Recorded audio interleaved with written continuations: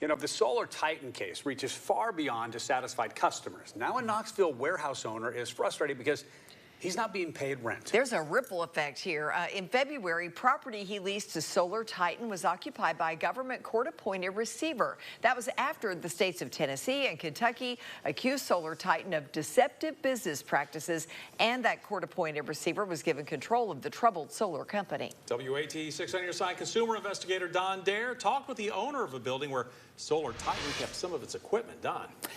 Well, Bo, the building is owned by Volunteer Ventures. It's a business that has nothing to do with Solar Titan. Since February, the owner of the building has been fighting the government for compensation. After hundreds of complaints from Solar Titan customers about systems that didn't work, a court-appointed receiver took over the company's assets 6 months ago. That's when the rent Volunteer Ventures once received stopped. When did you first lease this building to Solar Titan? April of 2021. Volunteer Ventures President Scott Smith owns the warehouse where Solar Titan stored equipment. In February, the 14,000 square foot building was taken over by a court-appointed receiver. That was after a federal judge upheld a restraining order against Solar Titan after hundreds of customer complaints were filed by prosecutors from Tennessee and Kentucky. On February 7th, I was notified that the receiver, the court-appointed receiver, came in and shut down the business and changed all the locks and took control of the business at that point. So you had no access to your building? No. And by my lease, I'm supposed to always have a key and have access to the building, but no, we've been denied. I have nothing to do with Solar Titan other than owning the building that they leased from me for 5 years. They've always made payments to me on time. The rental contract Mr. Smith signed with Solar Titan is $8,700 a month for the first 3 years. Since February, he's not been paid a dime by the receiver. When they first took possession, they would not give me access to the building, so I had to request and schedule an appointment to walk in the building and look at it as the owner. Remaining inside the building is equipment Solar Titan once used. Presently, warehouse space is at a premium in Knox County, and Scott Smith says he has prospective renters who are interested in the space. But there's no definite date as to when an auction will be held to sell the equipment. Now, I've continued to make my mortgage payments. I continue to mow the grass, conduct maintenance, do repairs, but have been unable to get a date at which the government says they will vacate or any compensation or lease arrangement with them. Earlier this year, the owners of Solar Titan left federal court after arguing for and winning a relatively small monthly payment.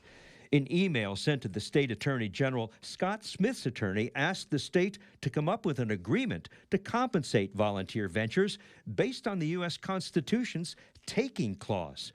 The state said it doesn't agree. It argued that the receiver is acting independently and is not acting at the direction of the state attorney general. As I understood, they were blaming it on the federal court.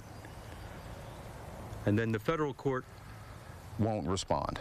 At this point, Scott Smith says he's owed nearly $75,000 in rent and repairs he's made to the building. He wonders why others are being paid, but he's not.